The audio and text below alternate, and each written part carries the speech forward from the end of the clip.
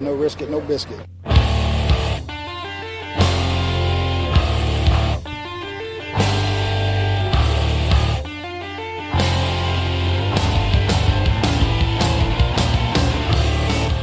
Coming from the Arizona desert, presented by SBNation.com. For Arizona Cardinals fans, by Arizona Cardinals fans, with outsider and insider's perspectives, this is Revenge of the Birds. Hello, Arizona Cardinals fans. This is Revenge of the Birds Radio. I'm your host, Jess Root, and welcome to the show as we have our second training camp. Our second, I guess this is our second training camp show, preseason show, as the Arizona Cardinals have played one game. It wasn't pretty throughout the entire game. The Cardinals ended up losing handily 34-19 to the Kansas City Chiefs in their preseason opener. And they begin their preseason 0-1 in that real fake football time of year. There are some news to talk about, however, is the rumored addition of running back Chris Johnson has actually occurred. And the Cardinals made that official just yesterday, or rather just on Monday. And Chris Johnson is now a member of the Arizona Cardinals, signing a one-year deal worth up to $2 million. It's a minimum contract, veteran minimum, with incentives that include Pro Bowl up to, he can make all of his money if he goes to the Pro Bowl, if he rushes for 1,300 yards. We haven't been without some downsides, however, in the game on Saturday. The Arizona Cardinals ended up losing one of their young camp body safeties in Brandon Person towards ACL. He was wave injured to make room for him. Just recently, outside linebacker Zach Wagaman out of Montana, undrafted rookie, came into camp with a foot injury, has broken his foot, and was wave injured as well. And they added safety Anthony Walters on Tuesday to take his roster spot. In terms of injuries, the running back group is all back to the playing field. They all practice today, every single one of them. And we're basically down in terms of key players being hurt, down to just Sean Weatherspoon, who had some sort of setback last week with his hamstring. And that's where we're at. The starters played one series on Saturday. The offense took advantage, went 7 plays, 80 yards, scored a touchdown. Carson Palmer was 4-4 for 77 yards. And Andre Ellington punched the ball in from 2 yards out with the help of a big Mike Upati block. And then as well, the defense, the starting defense, was on the field for 5 plays, forced turnovers as pressure from Dale Buchanan forced Alex Smith into a bad throw that went right to Tyrann Mathieu. Then the second team offense went about 2 yards, kicked a field goal, and got off to a great 10-0 lead. Then after that, it sort of fell apart. But we're going to talk about that. We're going to talk about several things as I bring on Seth Cox as we do. And this show, Revenge of the Birds Radio show, is brought to you by Audible.com. Where you get the internet's leading source of audio content, and you can get a free audiobook now if you try out the service. So you can sign up for a trial, get that free audiobook download as they are friends of the show. Go to audibletrial.com /Revenge of the Birds. That's Audible Trial, AUDIBLETRAL, not trail, but trial, audibletrial.com /Revenge of the Birds. So what do we have in store for tonight? Seth, let's bring Seth Cox in as we do at the beginning of our review show and our preview show. Seth, how's it going, and how was seeing real fake football for you? It's good. I've got it on right now as we talk, so just kind of reviewing everything that I've already reviewed, but saw some interesting comments, so I want to go back and double-check myself before I started ranting. So, excuse me. Well, let's go ahead and talk about the game first. After all, that is what happened. We sort of talked about we talked about Chris Johnson a week ago, so we'll talk a little bit more about that. I forgot to mention for you Cardinals fans, if you have been paying attention, Bradley Sowell is the guy who's running the first team right tackle. While Bruce Arians said it was they're building depth just in case, they haven't heard anything official from the league in terms of a suspension.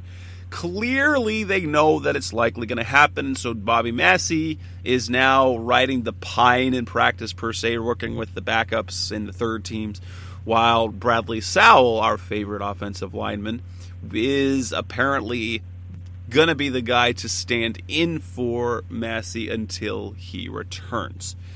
Now, let's talk about that game. So we've got the first team performance. If you look at it, if you're watching the game for the first time, you're like, wow, Bruce Arians said it was going to be one series, whether it's one play or 10 plays. They get 7 plays and they score a touchdown. They were effective moving down the field. It was quick. Carson Palmer looked extremely accurate. He spread the ball around, got a catch to John Brown, got J.J. Nelson and 2 catches to Andre Ellington. And then you got down to the 2, and you get to see on that running play, you got Mike Upati actually maul someone and actually smash Larry Fitzgerald in the process to spring Andre Ellington to get in the end zone. What did you like most about the first team performance, the starters? I talked about it in my preview, what to watch type thing, but I thought, I said you want to see the starters in the passing game come out on time. The one thing I harped on before the game in that article was that I didn't think at all that the offensive line was going to, do a good job in the run game. And I was kind of right. I mean, I think Andre Ellington had 4 yards and a touchdown on 2 or 3 carries.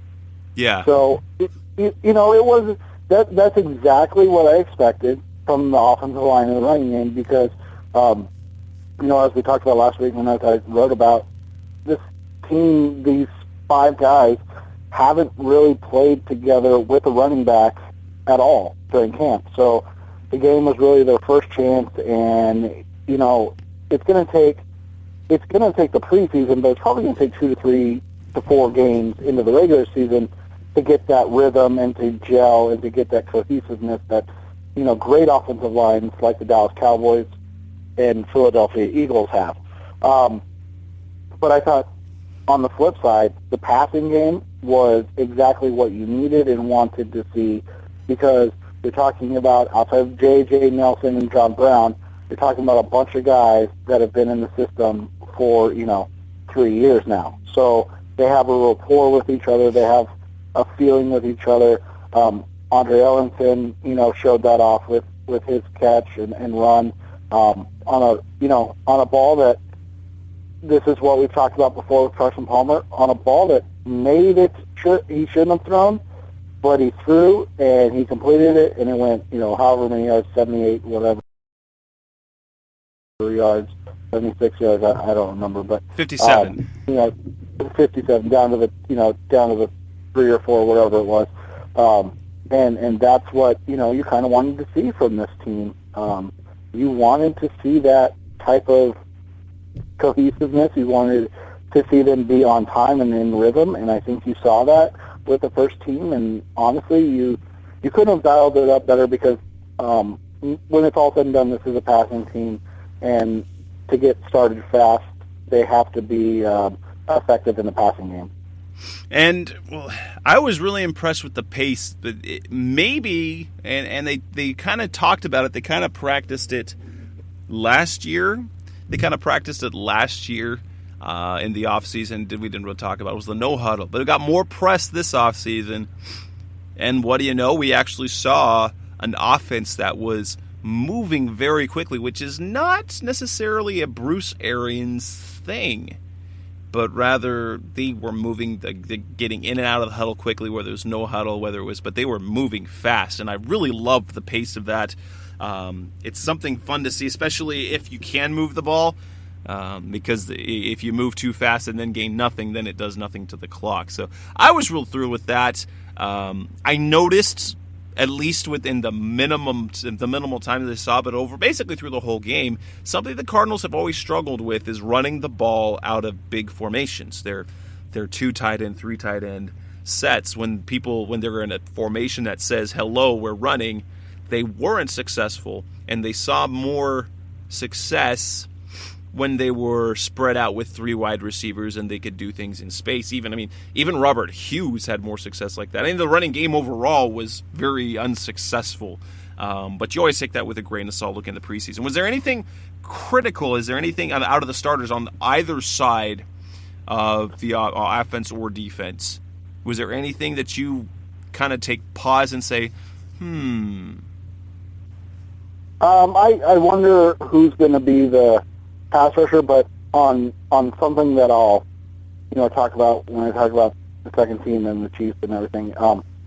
The first team guys, so Alex Okafor and whoever is going to be opposite him, I'm not worried about what Alex Okafor does as a pass rusher because his whole thing right now is just to stay healthy for me. Like, he's not, Justin Houston or Tamba Hali, but he is the best the Cardinals have.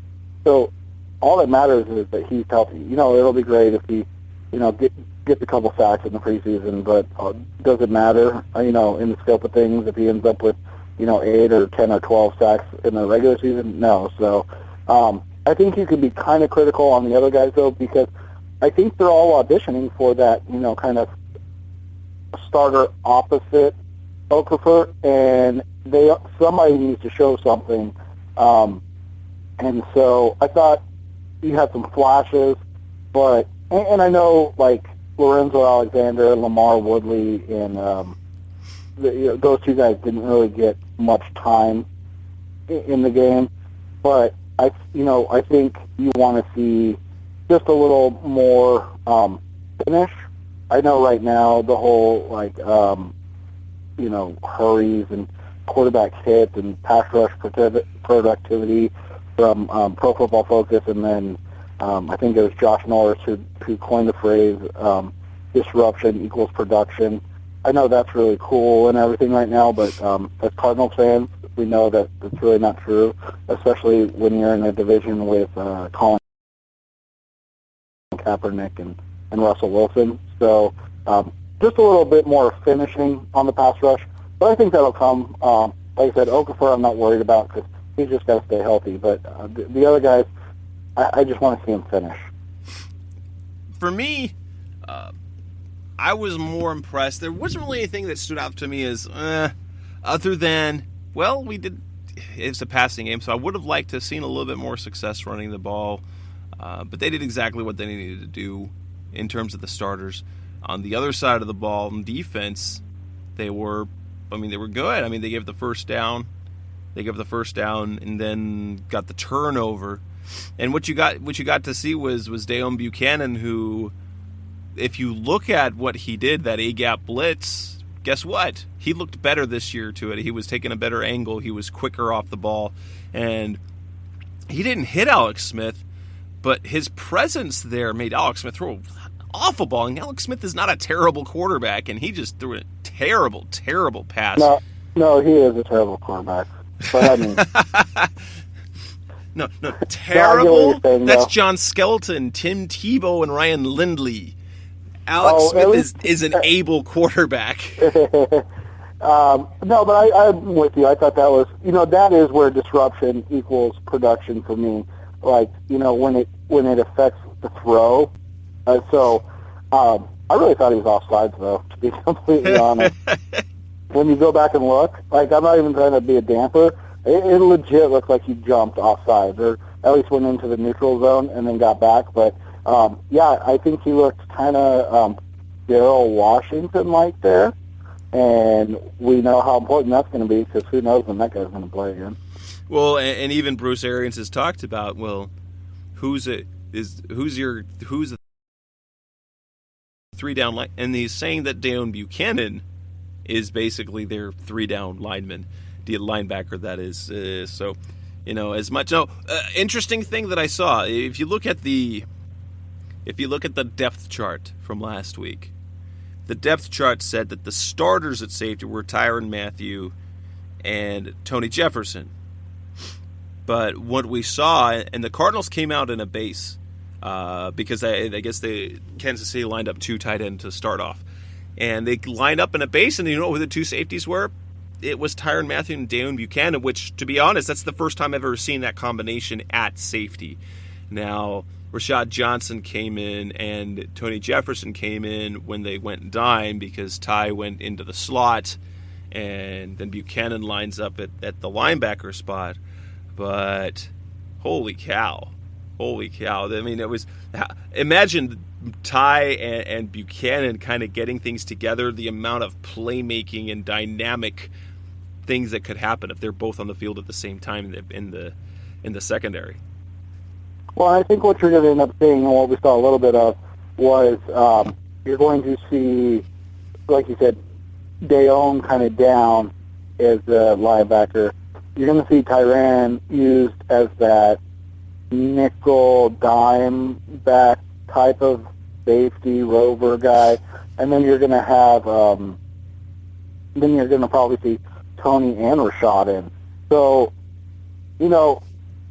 that'll be probably used in game 1 quite a bit when you're going up against the Saints who are going to spread the ball out and throw it around.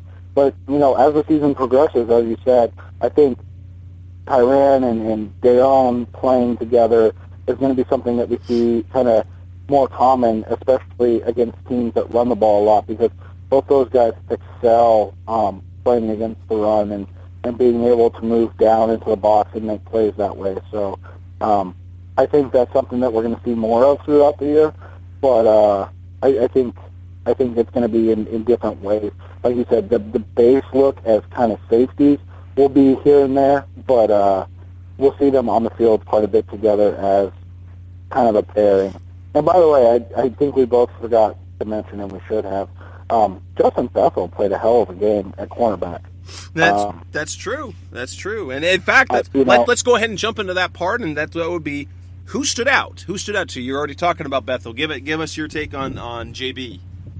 Well, I thought, first off, was there any announcement of why Gerard didn't play at all? It was just precautionary that he had the oblique strain earlier in the week, and he'd come back to practice, but BA just didn't want to risk it. There was no reason on the first preseason game to put Gerard out there. And I mean, he gave him an extended look at Bethel because he played a lot of snaps. He did. He played a ton of snaps. But I thought Bethel looked really good. I thought he did a good job matching up. He was matched up against Macklin a couple times and, gave up some catches, but when you're kind of cornerback, 3-4, going up against wide receiver 1, that's okay. You're going to give up catches, especially against Jeremy Macklin, who's, a good receiver in this league. I thought overall he did a really nice job of showing off the ability that we know he has to start, stop, and change directions, but he showed that as a defensive back as opposed to a gunner. And you can just definitely see the growth in who he is as a player, and that's something that you wanted to see coming into this game. The other guy for me that stood out on defense, and there's a lot of guys I can go through, the Martin brothers, and I know they're not related, but Kareem and Gabe, I thought both played extremely well. I thought Rodney Gunter was the best rookie that played in the game, and that's not a knock on anybody else. I thought all the rookies looked good at times, but I just thought Gunter was the best. But the other guy that really stood out to me was Xavier Williams, and that's a guy that we talked about all the way back in May when they signed him as an undrafted free agent. And, I didn't know 90% of the names you gave me, but I knew Xavier Williams. And I told you, That's true. And I told you I thought he was going to make this roster, and that I was impressed with who he was as a player. And, we've heard about it in OTAs and then at camp, and he comes out in the first game and kind of continues that. I really think he's going to make this roster. I don't know if it makes Te'amu expendable, but I think he makes the roster despite whatever happens with Alameda Te'amu. Well, and you have to look at the fact that where Alameda is playing, because Williams was playing ahead of him at nose tackle. And so, a couple players that stood out in my mind. Marcus Golden didn't finish well, but he was around. He was, if you kind of look at it, he's exactly the type of thing that they talked about. He is a super high motor guy who's always going to be around the quarterback. The one thing the Cardinals have to teach him is to contain, is to not. Otherwise, he'll overrun the play, and especially when you're going against a Kaepernick and a Wilson, guess what you're going to want? You're going to leave that side of the field wide open for them, just to step out of the pocket and run for yards and yards and yards. Jackson Shipley is another one that's kind of interesting, especially when Britton Golden, while he's right now considered the starting returner for both punt and kick. But when he was on the field and on the receiver, one of the crucial things is, guess what? He dropped the touchdown pass, what would have been a touchdown pass from Logan Thomas, and with Shipley. And initially, I thought we were going to see a battle between J.J. Nelson and Britton Golden. Perhaps seeing a repeat of last year when Jerron Brown ended up beating out Walt Powell for the last receiver spot. That we might end up seeing the same type of situation, Britton Golden and J.J. Nelson. Now, J.J. Nelson, he's apparently tasked everyone in the depth chart, and now Britton Golden looked like a lock for that 6th receiver spot. But if you see Jackson Shipley, who can return kicks, he can return punts, he's sure-handed, and he flashed a little bit in the passing game. Maybe that spot for Golden isn't as set as one might have thought. The other player that stood out to me, and I think everyone was happily surprised, was to see the composure of Logan Thomas. He didn't look like a rookie. He looked like a legitimate quarterback out there. His drops were better. He wasn't, and it wasn't the same type of performance as he had last year in the preseason opener when he was, first read throw. Now, he had a couple of those, but there were some where he was actually making progressions. He was going through his progressions and making reads, and guess what? He was successful at it. And even though his stat line wasn't impressive, he was really let down by a couple of his receivers. The interception that he had should have been caught by Jerron Brown, so that should have been an interception. And he didn't end up with the touchdown, and Britton Golden should have held onto that ball. That's a play that any professional receiver should make. And so instead of the line, he should have had, a couple of more completions for some more yards and 1 touchdown and no interceptions. And guess what? Then we're talking about, instead of just how he looked, you're talking about solid production. Can he repeat that against the Chargers? Yeah, and I thought Thomas. I figured you were going to talk about him, so I let you have that. But I thought Thomas looked extremely good. And I jokingly, kind of tongue-in-cheek, asked a question on Twitter. When does Thomas pass Stanton on the depth chart?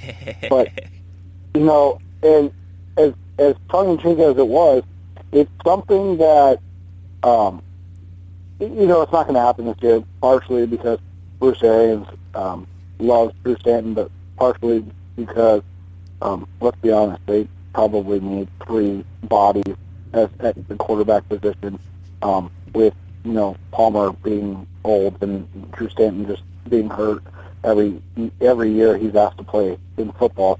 So having 3 guys is probably the best route to go anyway, so we'll see what happens with that. But I think Logan's progressions through this year, obviously through last year, and then into this year, if it continues to trend upwards, I think that's important for 2016 because Drew's a free agent, right? Or yes, he is.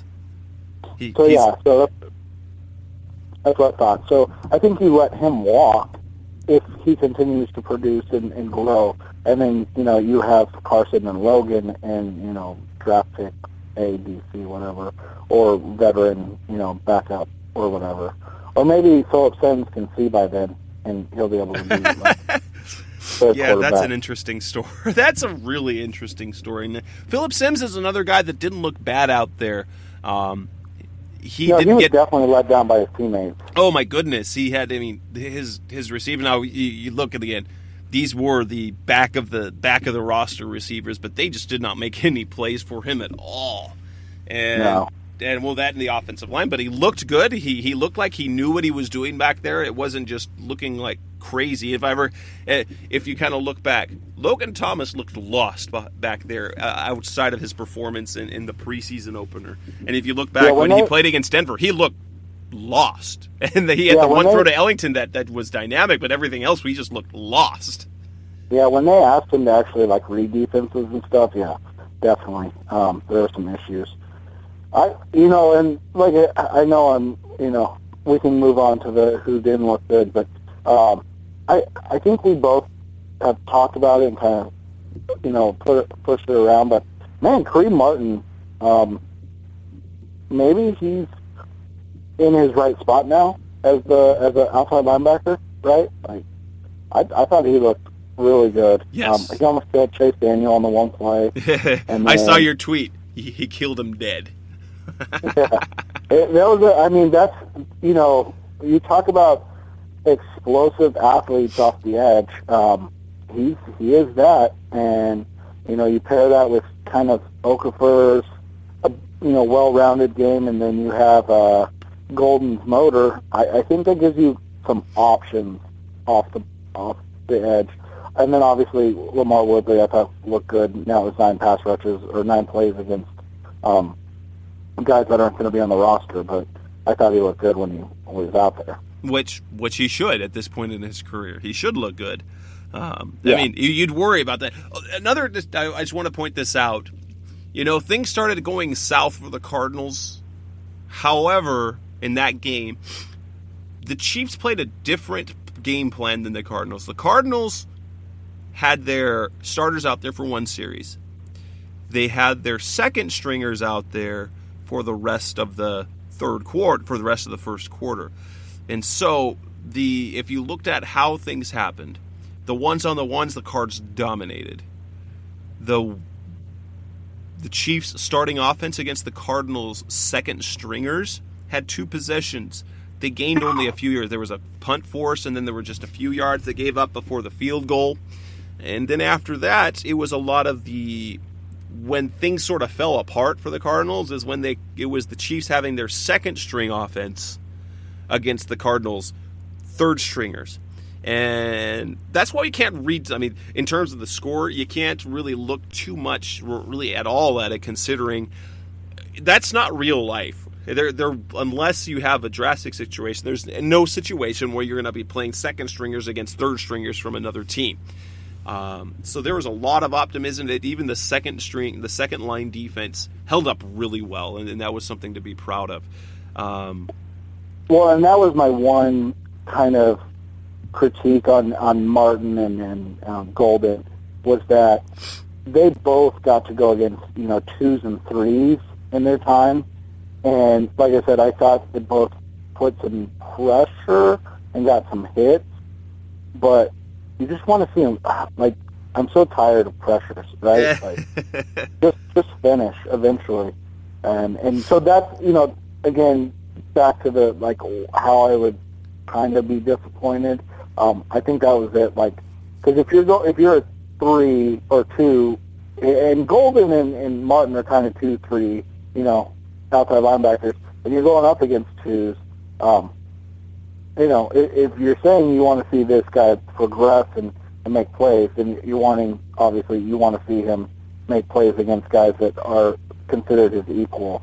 And it flashed at times, but like I said, just a finish. That's all. And we talk about players that sort of disappointed. I already mentioned a couple. It would be Jerron Brown and Brenton Golden. Jerron Brown has been the highlight maker in camp. But Bruce Arians was the first person to say, hey, he's made a lot of withdrawals. He's taken a few steps back, and it was good for him to, to finally make a deposit after all those withdrawals. He disappeared in that game, and then the one time he had a chance to make even a play, and he saw granted, Logan Thomas is a different sort of quarterback in terms of his ball, but guess what? You got to make those catches. He's practiced with them before. So make that catch. Don't cause that turnover. And Brenton Golden, who, again, you can't drop catches in the end zone. You can't. You can't leave points out there. And in the end, it was a preseason game, but that was disappointing. Jimmy LeGree. You can't leave those. Yeah, you can't leave those points out there when you're trying to make the roster. Too. Exactly. Like in the regular season, like Jerome Brown's drop in Seattle, like that was disappointing. It didn't really change the complexion of the game, probably, but Britton Goldman dropping a touchdown pass probably could change the complexion of his career, right? Like, instead of being that sixth wide receiver, all of a sudden now, we're talking about Jackson Shipley because he caught some passes. So, I don't know. That's just how I feel about that type of stuff. Like, it's you can't leave points on the field, yes, but more importantly, in this instance, you can't leave a job out there on the field. No. Another player that was, I actually happened to be talking about is, I think at this point he's pretty much a lock, Jimmy LeGree. Oh my heavens! What was he doing out there? There was the one deep pass play. He just had no idea what was going on. The receiver he was reaching back to see where the receiver was. He had the ball, and then Jimmy looks up into the air looking for where the ball was. There was that play. He got beat, I think, 3 or 4 times. That looked pretty bad, and it was very disappointing because he's a guy who, over the last 2 years, the past 2 off seasons, he's gotten a really good.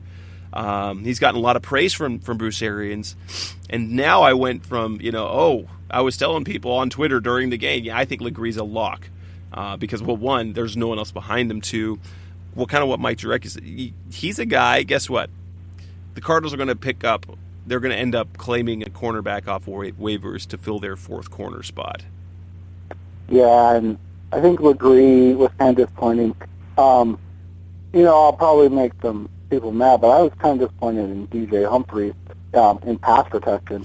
I thought Desmond Moses kind of worked him over when they were one-on-one. I saw some people today talk about how good DJ did against Justin Houston, and so that's part of the reason I went back and I looked at the game again. Justin Houston pass rush on the 2 plays that he pass blocked him. The first play was a screen pass that Drew Stanton spiked, and then the second play, Houston ran the arc on him, and DJ recovered just in time to push him past them. So it wasn't like, 1, you got a lot of read on either of them, but 2, I think to say he did a good job on him is being really polite to DJ Humphries in what the circumstances were when he actually blocked them. But I thought, and it's not all negative, because I thought DJ really came out and just played physical at the point of attack in the run game and really showed why everybody should be excited about what he can do. And I think it kind of goes to show right now why he's running right tackle 2 still, and Bradley Sowell's running right tackle 1, because he's just not quite where he needs to be in pass protection. So if you're going to give up a little more in the run game with Sowell and get better pass protection, and I use that word very loosely, he won't give up as many sacks, but there will be disruptions. Yeah, and I think that's where Humphries is right now. There were 2 plays in particular that Desmond Moses got by him, and DJ didn't even touch him. Like, he went into his pass set, and the first one was an inside-out move, and DJ lunged at the inside move, and next thing you knew, Desmond was hitting Logan Thomas on a little swing pass to Stephon Taylor. I mean, we're talking 2 seconds. That was all it took. And then the other move was the opposite.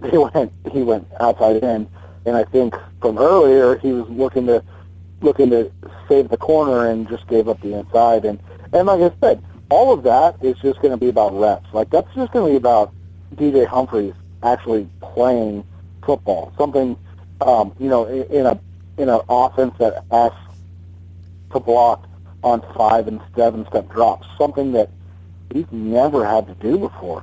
But when you watch them in in the run game after dislocating his finger and before dislocating his finger, I don't think it would be out of the realm to say he was the best offensive lineman in the run game. Let's move on a little bit and talk just a little bit more, not a whole bunch, because we talked about this on our last show, and that's Chris Johnson, who is now official in Arizona Cardinal, signing for a veteran minimum contract with incentives of that'll bring his contract up to $2 million. First and foremost, who do you think is the odd man out of the running backs now? Because obviously, I think this is the exact same thing, and there's been some talk about a lot of people online about, well, Steph Taylor, he's trash, he's no good, except for this factor, and this is when you have a fourth running back. What does your fourth running back have to be? Extremely specialized. What does Stephon Taylor do? He does those specialized things. He can run short yardage. He's reliable on those things. He's really good. He's really solid in blocking and pass protection. And he's really good at special teams. And what do you want from a fourth running back on a team?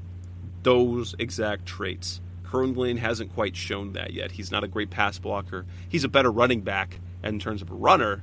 Oh, yeah, definitely. But like you said, if you're leaning on Kerwin Williams to get yards, we're already talking about problems for the Cardinals. A.K.A. 2014. Yeah, exactly. And so, and that's not a shot at Kerwin, but, I mean, you've addressed the running back position heavily. Like, the Cardinals have invested heavily. A six-round pick's not a heavy investment, but you're talking about now a six-round pick, a third-round pick, and now a veteran contract. Like, you're talking about 3 guarantees on the roster. Like, you're not going to bring Chris Johnson in unless he's just completely fat and out of shape and cut him, before the season starts. So you're talking about 3 guys that are guaranteed to be on the roster. So like you said, you're going to pay these guys and you're going to have them on the roster. I know Bruce Arians always says, the best player plays.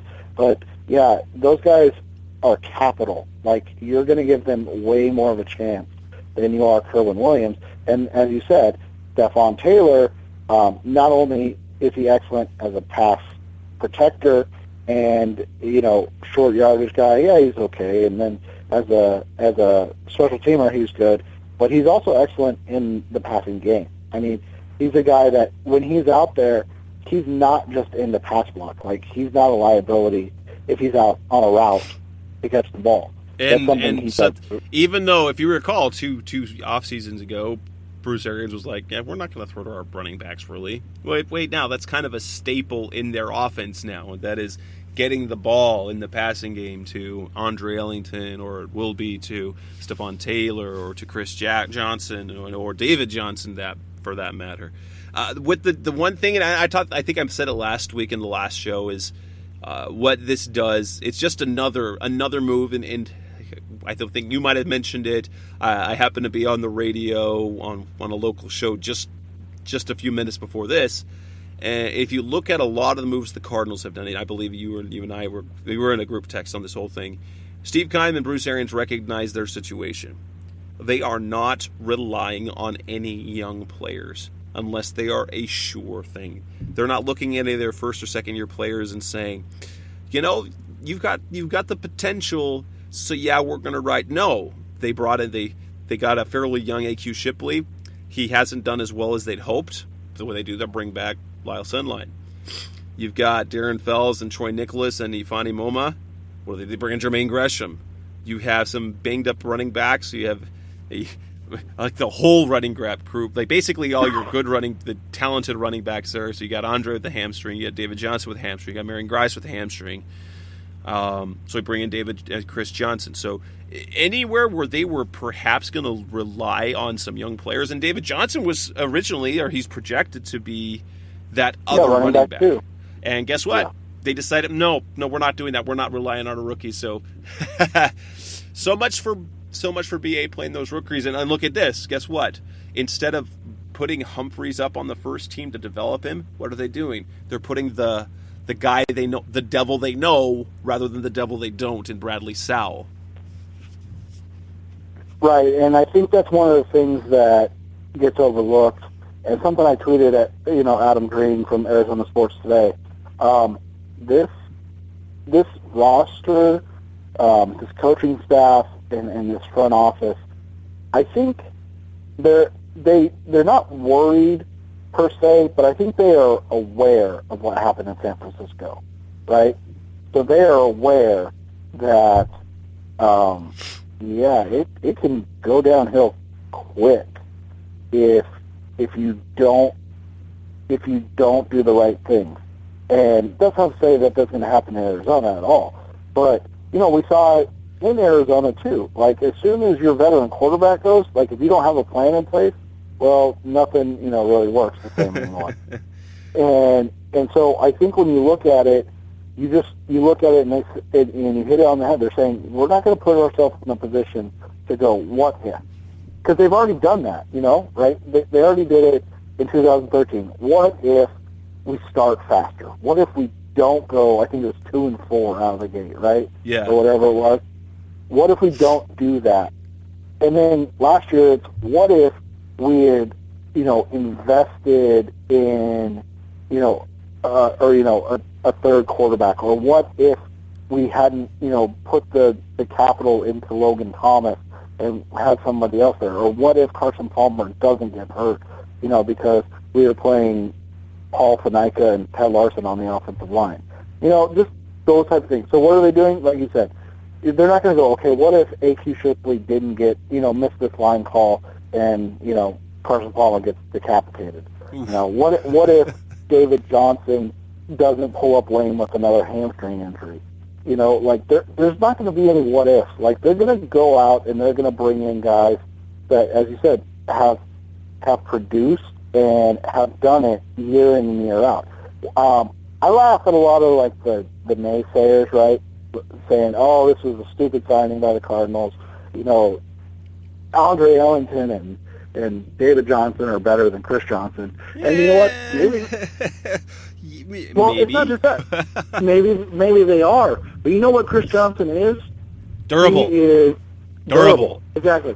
He's going to be out there for 16 games, and he's going to be able to carry the ball 200-plus times, and he's going to get 4.2 yards per carry, because that's what he's done for 8 years or however long he's been in the NFL. And that's who he is. if you look at that in terms of Cardinals running backs, that's fantastic. Fantastic. I mean, outside from because I hope Ellington doesn't turn into a flash in the pan, but that's based on last year was hurt, and if he doesn't stay healthy this year, then basically his rookie season was a flash in the pan.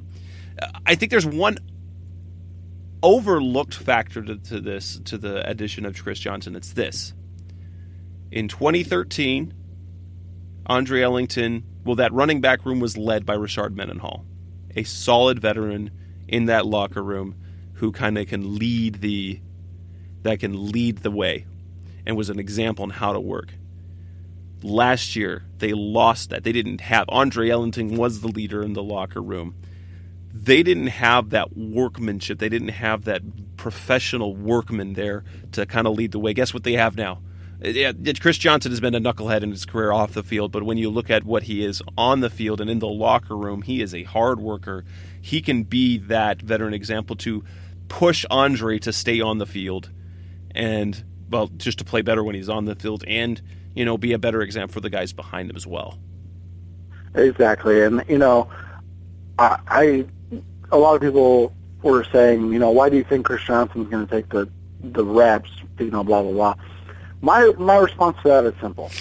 I think Andre Ellington has a habit of being nicked up since he was in college. He's been nicked up every year since, freshman year of college. He's had an issue. And I think that Johnson, as we said, is durable.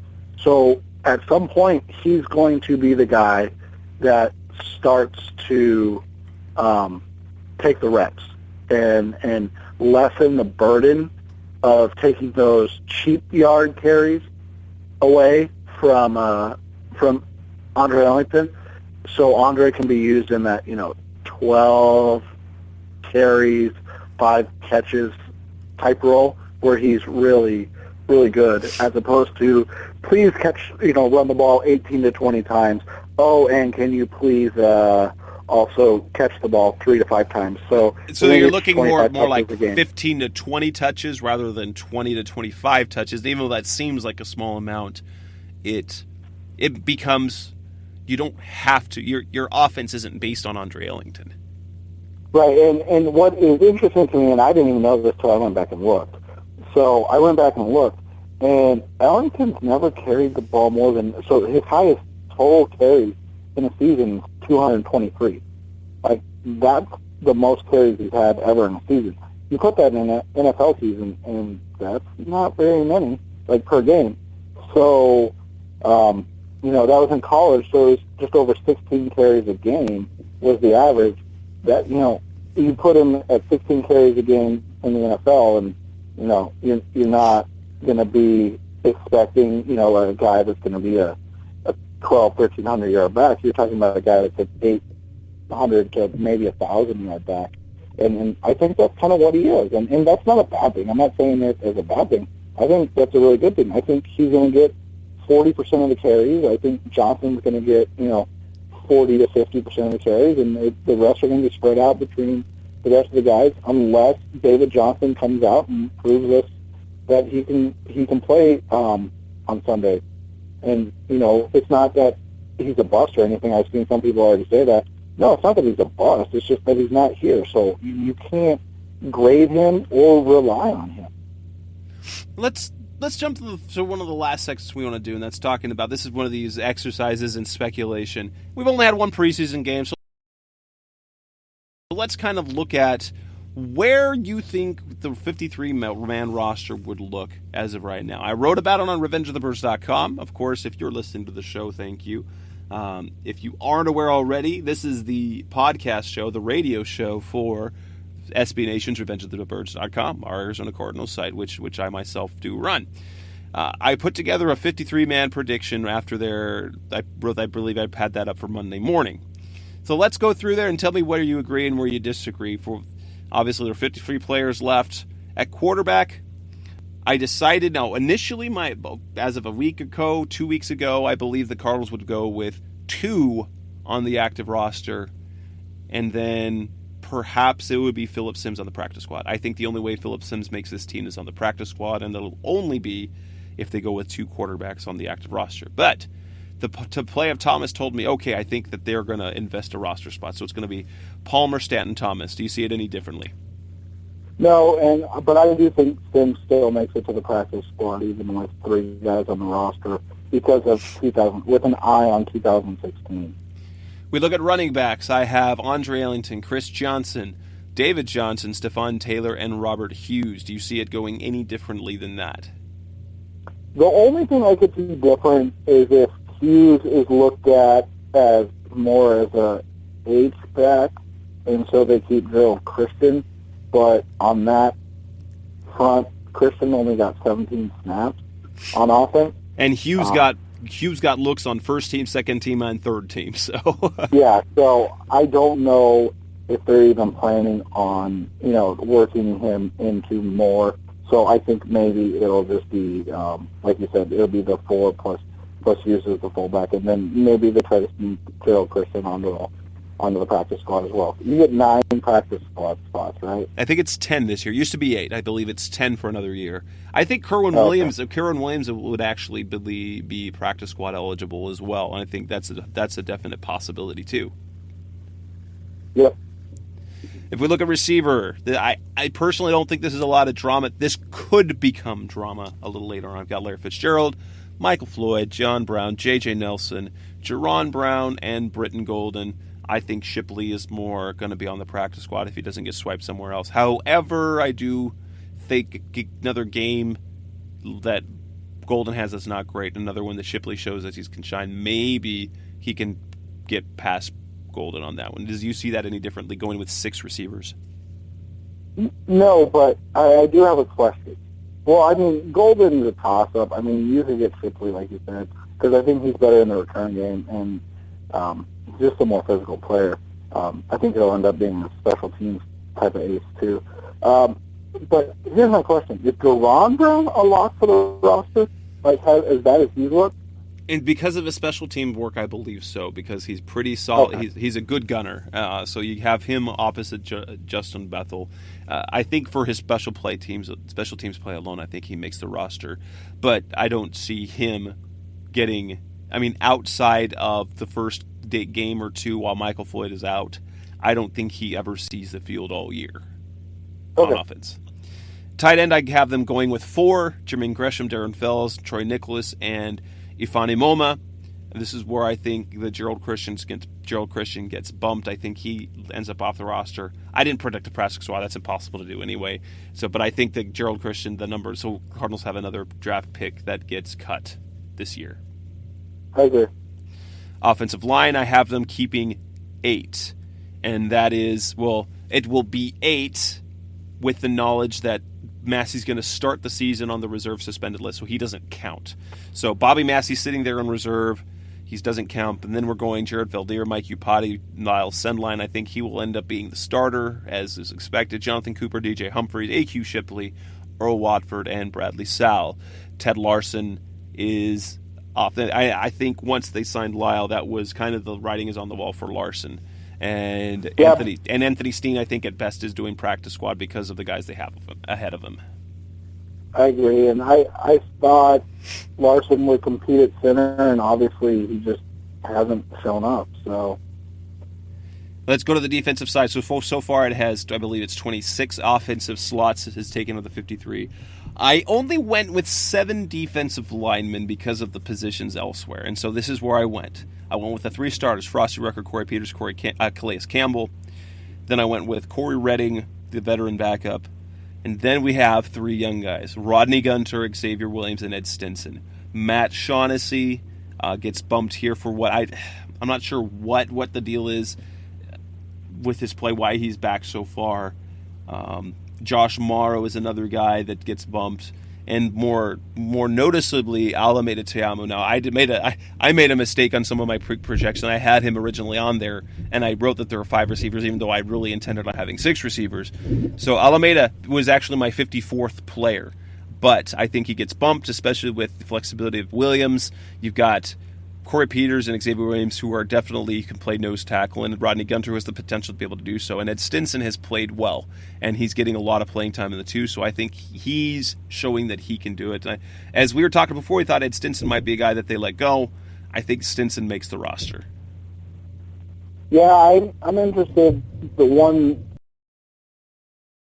thing that you talked about is I'm interested if Shaughnessy makes the roster, only because he can do the down and up thing, whereas Ed Stinson's kind of only down. So that's the only one.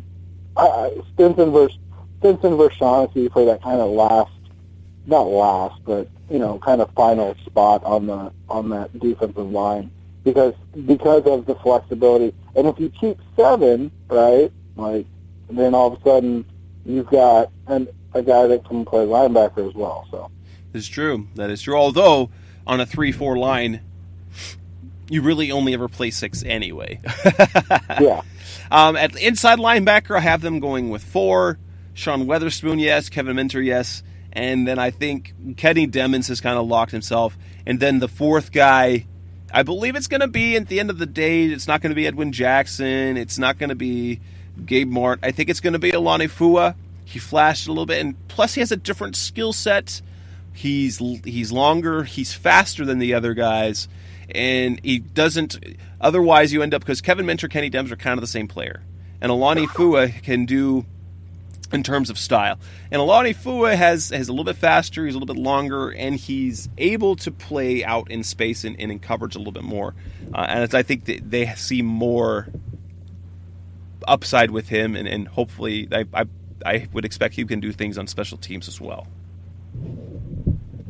Yeah, that was just a home BYU and everything. No, and I'll tell you what I texted Joe on this, and that is, I know nothing about BYU football. You know what? I think I just don't know if Fua gets cut over, or if it's Fua or Martin. I don't know. that's going to be an interesting battle because I thought Martin was the better player on Saturday. But I get what you're saying about Fua and kind of the versatility and the ability of things. But I think Martin's a better linebacker. And, the fact that Sean Weatherspoon, right? So he's going to be hurt sometime. You mean already? Yeah, exactly. I don't know. I don't know. I'm going back and forth on this one. I see your point, but I like what Gabe Martin did in game one. I think it's going to be closer as the season as it continues to progress. Well, and that's what this is the fun speculation. You've got your point there with Martin. He did play really well, and I know that Edward Jackson's another guy that the coaching staff likes. We look at outside linebacker. I've got Shaq Riddick going to injured reserve. I think that's where he'll end up. Lorenzo Alexander, Alex Ofer, Lamar Woodley, Marcus Golden, and Kareem Martin. They're going to go with 5 at the outside linebacker position, and I think that makes sense to me.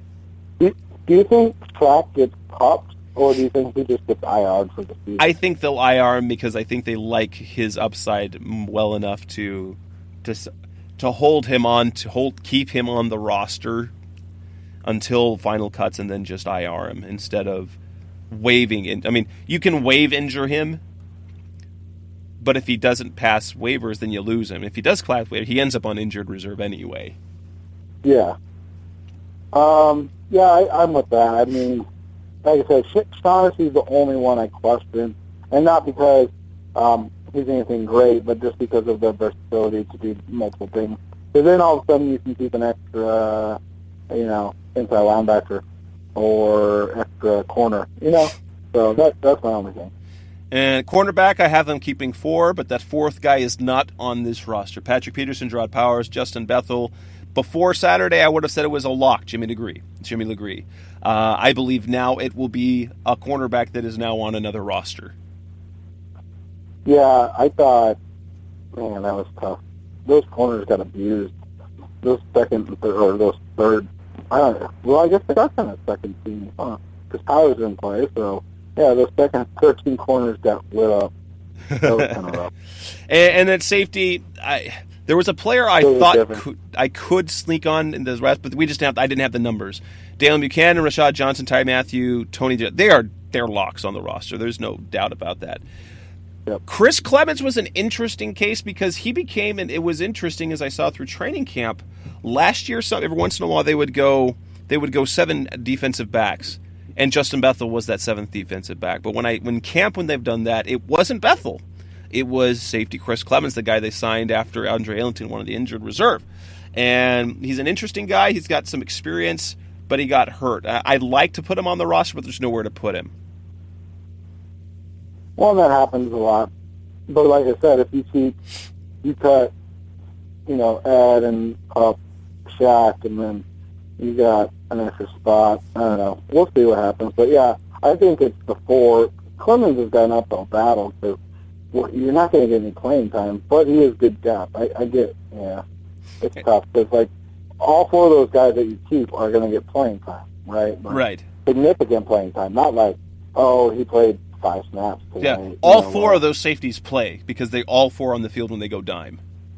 Yeah, I mean, you're talking about 25 snaps a game probably for each of them. So, and obviously like Buchanan and Tyrann and Johnson will get more, but Tony Jefferson's going to get 25 snaps a game too. So it's tough to be a safety on this roster. On the specialists, obviously Chandler Catanzaro is going to be the kicker. Mike Leach is going to be a long snapper, but I have based on one game alone, these are my speculation that Drew Butler's going to end up passing Dave Zastudil. I know that I know that is not a popular decision, but you know what happens with old players. You know what happens with the old players. They can fall off the mountain that quick. Yeah, with bad legs too.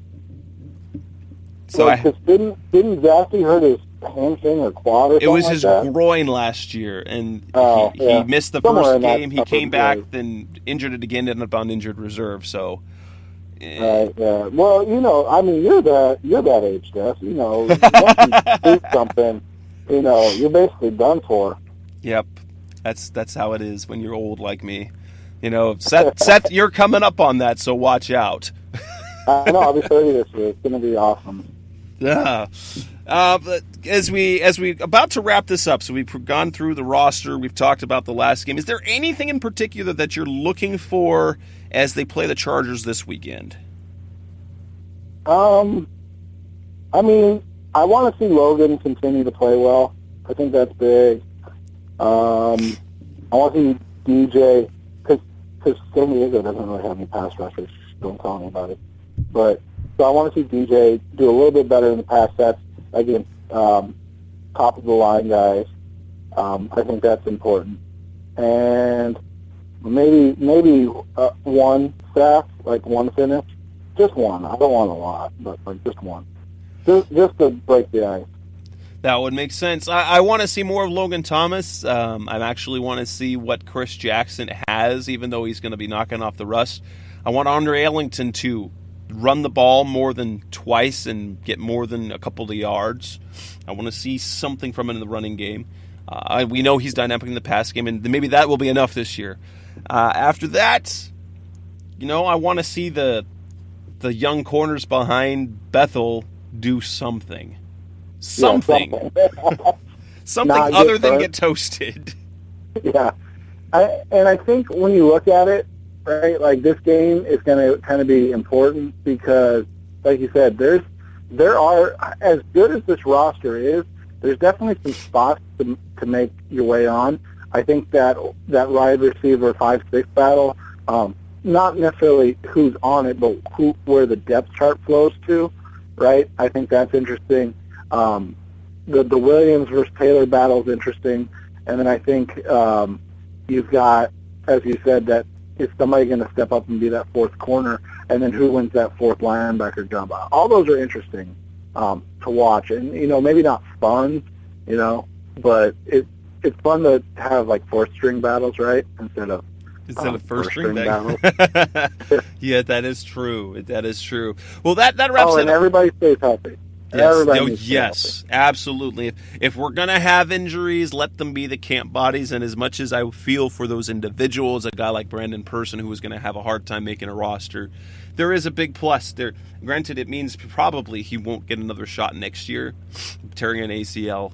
But he does get 1 year's worth of NFL money. That's the one thing that's positive. But that wraps it up for another edition of Revenge of the Birds Radio. We are getting ready for Game 2 of the preseason this weekend. And our next show we're going to have our 2 a week. I will be on the air. Well, actually not on the air as we are now recording offline. So I will record with Bolts from the Blue, our SB Nation Charger site. John Gennaro, if those of you who have been around for at least the whole year, you remember the interview that I did with him last year before the season opener? We went nearly an hour and a half. It was one of the best preview interviews that we've had. On behalf of Revenge of the Birds Radio, I'm Jess Root. That's Seth Cox. Have yourself a wonderful day, and thank you for listening to the show. Have a good night, everybody. You've been listening to Revenge of the Birds. Keep the conversation going by visiting revengeofthebirds.com. Follow us on Twitter at Revenge of Birds. You can also find us on iTunes at facebook.com/Revenge of the Birds.